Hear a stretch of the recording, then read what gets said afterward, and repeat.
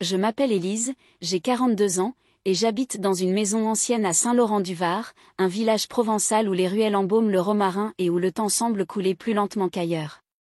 Mon quotidien est ordonné comme une horloge bien huilée. Je me lève à 6 heures, je prépare le petit déjeuner pour Paul, mon fils, puis je prends la route du lycée communal où j'enseigne la littérature. L'après-midi, je corrige des copies en sirotant une infusion, assise près de la fenêtre qui donne sur le jardin, une existence paisible, prévisible, sécurisante. Mais tout a commencé à changer un après-midi doux. Le soleil écrasait les tuiles, l'air vibrait au rythme des cigales, et je ressentais un besoin étrange de fouiller le grenier. Ce lieu poussiéreux renfermait les restes de ma vie d'avant, les souvenirs de Marc, mon mari disparu, les cahiers d'école de Paul, les vieilles boîtes à chapeau, et un petit carnet à la couverture en cuir. C'était mon journal intime, celui que je tenais lorsque j'avais 20 ans. Je l'ai ouvert.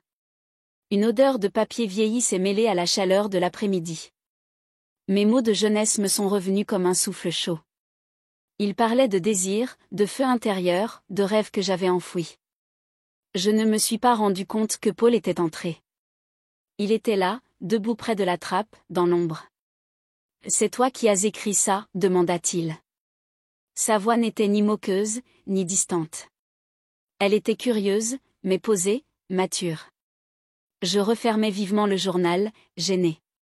Son regard était fixe, presque insistant, comme s'il cherchait à deviner la jeune femme que j'avais été entre les lignes. « Ce sont des souvenirs », répondis-je simplement, avec un sourire que je voulais léger. Il ne dit rien, mais dans son silence, quelque chose avait glissé. Ce soir-là, j'ai peiné à m'endormir. Allongé sur mes draps frais, je repensais à son regard. Ce n'était pas un regard d'enfant, et cela me troubla plus que je ne voulais l'admettre. Les jours suivants, Paul était différent. Il restait plus longtemps à table, s'attardait dans la cuisine lorsque je préparais le dîner, s'approchait de moi avec une douceur inhabituelle. Son regard glissait parfois sur mes mains, mes épaules dénudées sous ma blouse légère.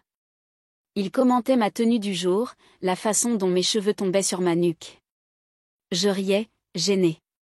J'essayais de ne pas voir ce qui était pourtant évident. Une fois, alors que je sortais de la salle de bain vêtue d'une robe de chambre fine, je l'ai croisé dans le couloir. Il s'est figé. Moi aussi. Son regard est descendu lentement, puis il s'est détourné sans un mot, mais j'ai senti mes joues s'embraser.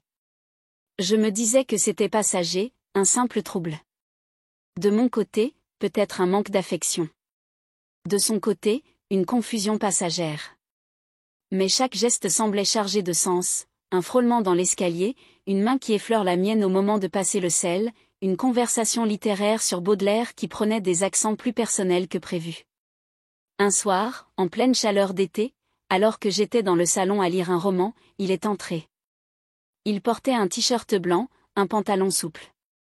Ses cheveux étaient encore humides. Il s'est assis près de moi, très près. Nos jambes se frôlaient. Je fis semblant de lire. « Et tu lis toujours ce genre d'histoire ?» demanda-t-il.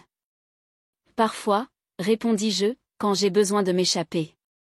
Il hocha la tête. Sa voix était basse, presque un murmure. « Et tu t'échappais comment quand tu avais mon âge ?» Je le regardais. Il ne souriait pas. Il semblait réellement vouloir comprendre la femme que j'étais avant d'être sa mère. J'ai posé mon livre. J'ai voulu dire quelque chose, mais je n'ai rien trouvé. Sa main toucha la mienne. Juste un instant. Je ne bougeais pas. Je ne pouvais pas. Je suis une femme qui a vécu trop longtemps dans la retenue. Depuis la mort de Marc, je me suis fermée au monde. Mais là, dans cette pièce silencieuse, mon cœur battait comme à 20 ans. Et ce n'était pas de la peur, c'était du vertige. Les jours qui ont suivi cette soirée étrange dans le salon ont été enveloppés de silence. Des silences lourds, épais, presque vivants. Je faisais semblant de ne rien ressentir, de ne rien avoir remarqué. Je continuais à mettre la table, à corriger mes copies, à sortir mes robes d'été comme si de rien n'était. Mais quelque chose en moi avait changé, et je n'étais pas la seule. Paul se comportait différemment. Il était plus attentif à son apparence, ses cheveux soigneusement coiffés, ses chemises à col ouvert, son parfum discret mais affirmé. Il ne quittait jamais la maison sans me dire un mot doux, un compliment glissé dans un murmure. Je ne savais plus si c'était mon fils ou un inconnu qui découvrait mon monde intérieur avec une précision déconcertante. Un matin, alors que je préparais le café, j'étais vêtue d'une robe longue légère, pieds nus sur le carrelage frais de la cuisine. Je sentis ses yeux sur moi, dans mon dos. « Et tu évites mon regard maintenant » lança-t-il doucement. Je me retournai. Il était là, adossé à la porte, les bras croisés, les yeux fixés sur moi avec une intensité que je n'avais vue que dans les romans que j'enseignais. Je dégloutis difficilement, puis me forçai à sourire. Ne dis pas de bêtises, Paul, mais nous savions tous les deux que je mentais. Le soir, je prenais des bains plus longs, espérant que la vapeur m'aide à effacer ces regards de ma peau. J'appliquais ma crème lentement, observant mon corps dans le miroir comme pour la première fois.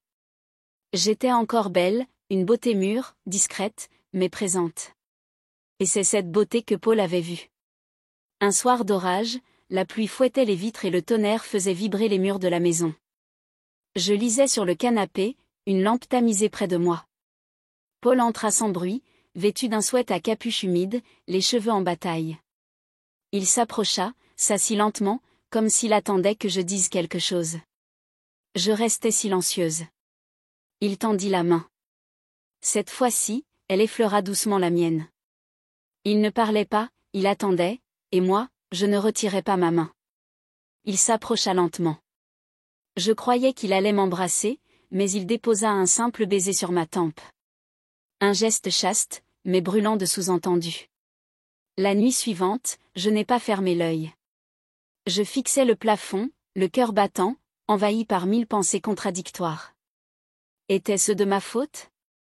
Avais-je ouvert une porte que je n'aurais jamais dû entr'ouvrir?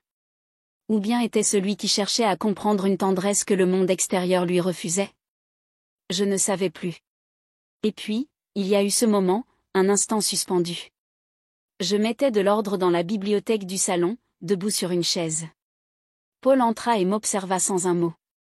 Je portais une jupe midi longue en lin et une blouse blanche à boutons nacrés.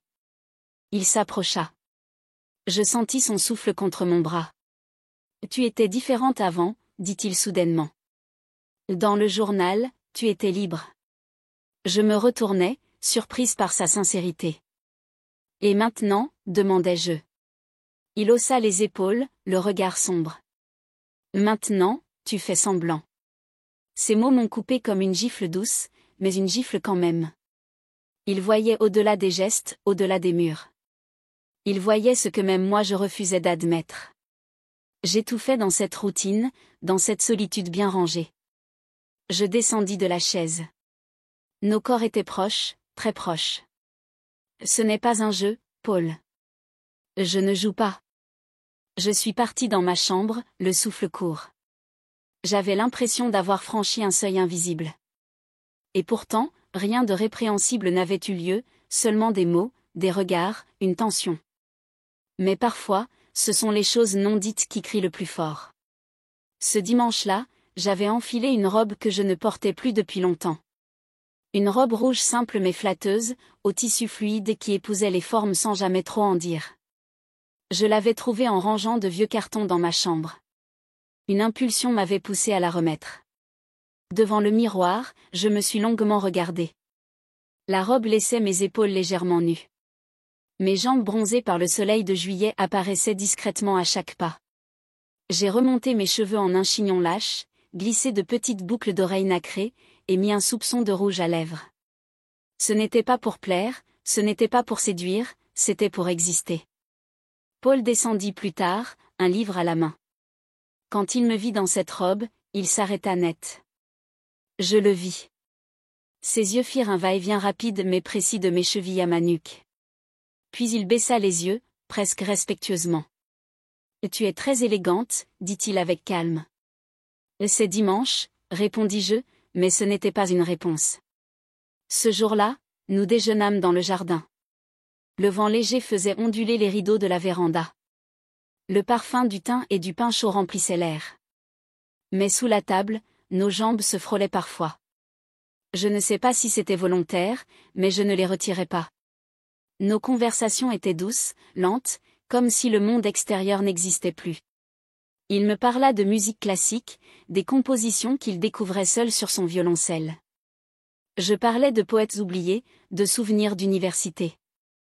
Nous étions deux adultes, deux esprits, deux solitudes qui se reconnaissaient. Dans l'après-midi, je me suis assoupie sur le canapé, un livre à la main. Le tissu de ma robe avait glissé, dévoilant une épaule. Quand je me suis réveillée, Paul était là, assis par terre, le dos contre le mur. Il me regardait. Il ne dit rien. Il se leva, marcha lentement jusqu'à moi. Puis, du bout des doigts, il remit ma robe en place, recouvrant doucement mon épaule nue. Ce simple geste, à la fois tendre et pudique, me traversa tout entière. Je fermais les yeux et je laissais faire. Cette nuit-là, dans ma chambre, je me glissais dans mes draps avec une lenteur que je ne comprenais pas moi-même. Je portais un simple débardeur blanc sans soutien-gorge et une petite culotte en coton. Rien de séduisant, mais je me sentais femme. Je pensais à ses mains, à sa voix, à ce frisson au creux du ventre que je n'avais plus ressenti depuis des années. Le lendemain matin, il pleuvait. La maison, trempée de lumière grise, semblait plus intime encore. Je préparais le petit déjeuner. Paul entra, toujours pieds nus, un pull trop large sur le torse. Il se plaça derrière moi sans un mot. Je sentis sa présence, toute sa chaleur. Il posa une tasse près de la mienne, puis ses doigts frôlèrent les miens. « Et tu n'as pas froid ?» demanda-t-il doucement. Je secouai la tête, mais j'avais des frissons. Il s'éloigna sans insister. Ce jeu muet devenait de plus en plus réel, plus fort que les mots, plus fort que la morale. Nous ne franchissions aucune ligne. Et pourtant, tout en nous criait qu'elle avait déjà été franchie. Un soir, alors que je sortais les draps propres de la machine, je trébuchais légèrement. Paul était là. Il m'attrapa avant que je ne perde l'équilibre. Un contact bref, ses bras autour de moi, mon visage contre sa poitrine. Je ne bougeais pas, pas tout de suite. Il ne relâchait pas, mais mon silence était un acquiescement. L'été ne voulait pas finir. Les jours s'étiraient comme du miel chaud, collant à la peau, ralentissant le temps. Chaque rayon du soleil semblait plus intime, chaque silence plus pesant. La maison devenait un cocon, une bulle hors du monde. Paul était partout. Je le voyais dans les couloirs, parfois une serviette autour de la taille, les cheveux humides. Je feignais l'indifférence, mais mon regard le trahissait, juste une seconde de trop avant de se détourner. Il me regardait aussi, avec cette patience troublante, cette attention presque dévouée. Il connaissait mes habitudes, anticipait mes gestes. Il déposait une tasse de thé avant que je n'aie le temps de la demander. Il ouvrait les volets à l'heure exacte où j'aimais que la lumière entre, et parfois, il me regardait comme s'il lisait en moi, comme dans ce journal d'autrefois. Un après-midi, je portais une robe longue et fluide en lin blanc sans manches. Je marchais pieds nus dans la maison, un livre à la main, les cheveux lâchés. Je sentais la fraîcheur du sol sous mes orteils, le tissu qui caressait mes genoux à chaque pas. Paul était assis sur le canapé, lisant à moitié, l'air absorbé, mais pas distrait. Il leva les yeux. Je me suis figée un instant. « Et tu es belle comme ça » murmura-t-il. Je ricanai nerveusement. « Et tu dis ça souvent ces derniers temps. » Ce n'est pas une habitude, c'est un fait. Je ne répondis pas. Je partis dans la cuisine, mais je sentais encore ses yeux dans mon dos. Le soir, j'étais dans la salle de bain, assise sur le bord de la baignoire, en train d'hydrater mes jambes avec une crème à la lavande. Mes mouvements étaient lents, presque rituels. Une façon de me reconnecter à moi-même, à ce corps que j'avais si longtemps négligé. Je n'avais pas fermé complètement la porte, par oubli, je crois, ou peut-être pas. Paul passa dans le couloir. Il s'arrêta juste une seconde. J'entendis son souffle se suspendre. Puis il est passé, loin, sans un mot. Mais dans cette fraction de silence, j'avais tout entendu. Un matin, en préparant le petit déjeuner, j'avais oublié de mettre un peignoir. Je portais une chemise en plan coton qui laissait deviner mes courbes sans les exposer. Il entra. Je me retournai par réflexe. Nos regards se croisèrent. Il ne baissa pas les yeux. Je me sentis vulnérable, pas nue, mais vue. Je n'étais pas certaine que cela me déplaise. Nous sortîmes marcher en fin d'après-midi. Une habitude que nous avions reprise sans en parler. Il faisait chaud, mais l'air était traversé d'une brise légère qui faisait danser les feuilles des oliviers. Nous marchions sans but, côte à côte. À un moment, il tendit la main pour écarter une branche devant moi. Mes doigts frôlèrent les siens. Pas un geste pensé, pas un geste prolongé, mais un geste qui resta en moi toute la soirée. À la maison, je remis de l'ordre dans la bibliothèque. Il était là, assis par terre, feuilletant un ancien recueil de poésie. Il lut à voix haute un passage de Verlaine, et mon âme pleure en secret. Je le regardais, le cœur serré. « Tu te reconnais dans ces vers ?» lui demandai-je. Il haussa les épaules. « Je crois que je me reconnais en toi. » Cette phrase me coupa le souffle. Il avait dit cela calmement, sans provocation. Juste une vérité posée. Je m'assis en face de lui, en silence. Nous restâmes là un moment.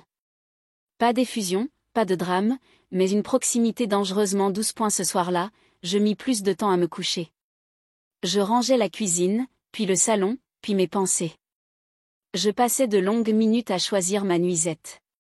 Ni trop sage, ni trop suggestive, juste assez légère pour la chaleur, juste assez couvrante pour moi.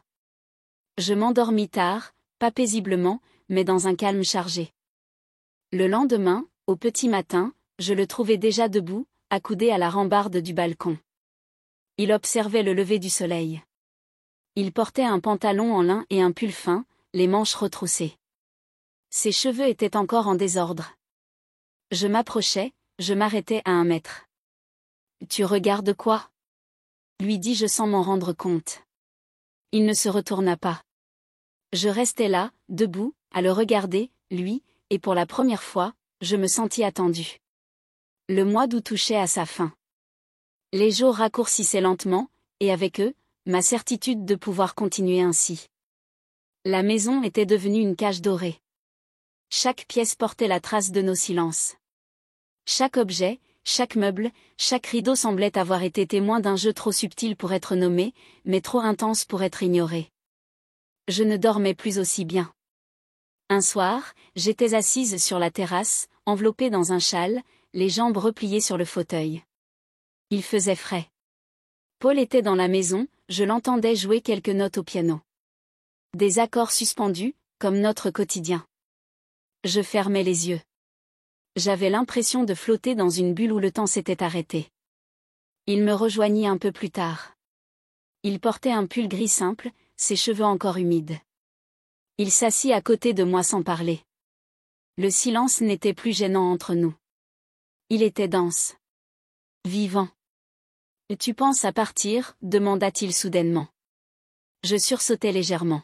« Pourquoi tu dis ça ?»« Parce que je le sens. » Je ne répondis pas, mais il avait raison.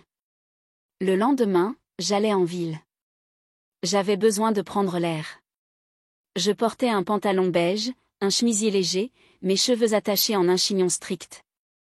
J'évitais les regards. Je fuyais les ruelles où l'on pourrait me reconnaître. Car dans le village, on parlait.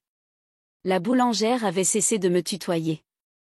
La voisine d'en face, si bavarde autrefois, faisait semblant de ne pas me voir.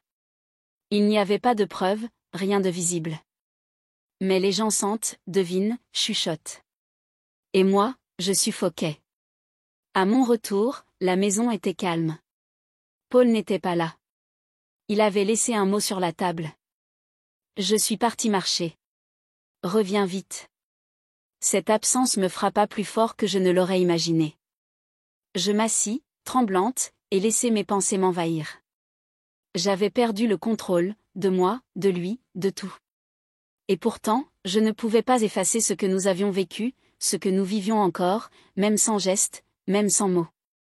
Il rentra au crépuscule. Son regard était fatigué, mais clair. « Tu n'étais pas bien aujourd'hui. » Je hochai la tête. « Tu me manques, même quand tu es là » murmurai-je sans réfléchir. Il me regarda longtemps. Puis il recula d'un pas pour fuir, mais pour me laisser respirer. « Tu veux qu'on s'arrête ici ?» demanda-t-il. Je ne savais pas quoi répondre. Je voulais dire oui, mais ma gorge se serrait. Mes yeux brûlaient, et dans ce silence, une autre vérité monta. Je ne peux pas rester, dis-je enfin. Il ferma les yeux. Il avait compris avant que je le dise. Le soir, je préparai ma valise. Rien de théâtral, juste l'essentiel. Quelques vêtements, mon carnet, des livres. Je ne savais pas où j'irais, mais je savais que je devais partir. Pour lui, pour moi. Il entra dans ma chambre alors que je rangeais une paire de boucles d'oreilles. « Est-ce que tu reviendras » demanda-t-il. « Peut-être. Quand tout ça ne sera plus un vertige. » Il s'approcha doucement. Il prit ma main dans la sienne. Aucun mot de plus, juste une main chaude dans la mienne, pleine de ce qu'on n'a jamais osé dire. Je quittai la maison à l'aube. Le ciel était rose, la route était vide, le silence assourdissant. Et quelque part entre les lavandes et les souvenirs, j'ai su qu'un jour, je reviendrai.